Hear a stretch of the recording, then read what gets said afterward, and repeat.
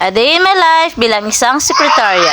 Hello mga auntie. Hindi nga pala nag-duty ngayon si auntie niyong sekretary dahil nga wala na kaming makain. Dahil nga wala ang aking asawa kaya dapat ako ang magtrabaho. Magbibilad ako ng palay dahil wala na kaming bigas. Nag-transfer nga lang ako dyan ng palay sa Nigo para na mailipat ko sa sako kasi hindi ko kaya muhatin ang isang sako na yan. Pagkapuno na nga ng sako na yan, iniisip ko pa nga kung kaya ko ba itong buhatin. Dahil nga wala naman ako choice, edi buhatin na lang natin. At dahil nga ginusto ko iyan, ay panindigan na natin yan. Akala nyo, kami mga sekretary, ditiguhan mabuhakwat it pagay hay. Kaya nga ninamon hakwatan mo sawa, rupagay pa. Pangalawang hati ko na yan, kaya dapat hindi tayo mapagod. Ngayon ko nga lang napagtanong nga kaya ko naman palang buhatin yan. Ang hirap pala talaga kapag wala yung asawa mo dahil walang maghahanap ng mga bibigat na trabaho. Kaya naman mahal, bilisan mo na dyan at umuwi ka na dito sa akin. Pagkatapos ng hayatid ang palay, ito naman ang isa, nagpapabuhat din pabalik. Panghuling hati na nga ito, kaya medyo pagod na ako dyan. Pero kahit pagod na nga ako niyan, kailangan ko pa rin rumampa. Sayang ang aura. Nagkalaykay na nga ako dyan para naman mabilis matuyo ang ating palay. Hindi ako na nga lang dyan yung init dahil wala na kaming bigas mamaya. Alam nga naman mag-inarte ka pa kung wakaut ginagamon. Buko nyo tabit osoro pajama, jacket, agago sa amon. Kaya ginapanindigan ko utaro akong pormahan nga ron. Bisan nga ni magkinagot yun ako karonin doon ay okay lang ron do. Importante may atong makaon. Duka to nga ning ang halin sa gilo kay madali malang mabuo ron. Sang paligos kung malang ron doon na. Agduka to nga ron nga iba ay basi kalandian yut adon. Oh no! Nagkaroon niya ni ginapugo kung binunag dahil ugawot ang mayado pagay.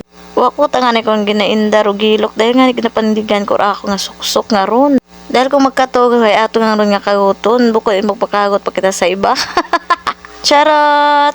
Nagawa ko niya ni karon daw ako mahiwagang ang teknikong paano magpugo it binunag.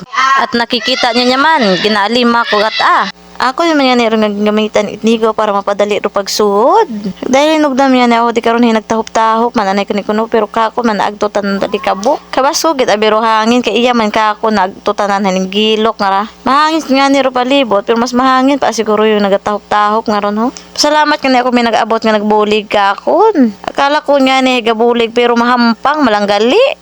Nagpangayo niya ni ako at kapangyarihan ni Hawk kara para maakon ra mga hakwat.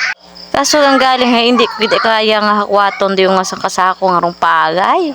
Kaya nga nga ewan ko lat adi karuyo nagmausoy lat ako hindi na itagahakwat karon. Pagkatapos ko nga ni itpugo ay nagtiklop po na ko trapal nga ron dahil ako malang abiro naging hugam. Ay syempre kailangan naturon nga ayuson para aton nga iulion doon sa tag-ana. Ay basi hindi un kita pahugam mo na ituman kung hindi naton pag-ayuson. Salamat galis nagpahugam itrapal nga ron. Aghara ko tangan nero itsura itgaoy di un maintindihan. Aghara galero taga-ana itang trapal nga to. Nagbaka lang nga ako sa nang tindahan para kabaylo sa anang trapal nga to. Charla, ikaw manabi hindi ka uhawon sa tunga itinit habang ga pugo kat binugad hay. Feeling ko takaw na hinasama jud aro akon nga beauty. Pero mas naisip ko nga ni di karon nga okay lang masamad ang beauty basta hindi lang ang aking brain. Agdi ka raw niya nagtapos daw akong trabaho, agro ako nga vlog nga ra. Thank you guys for watching. Bye-bye. Gwa pang gapon bisan ka oy.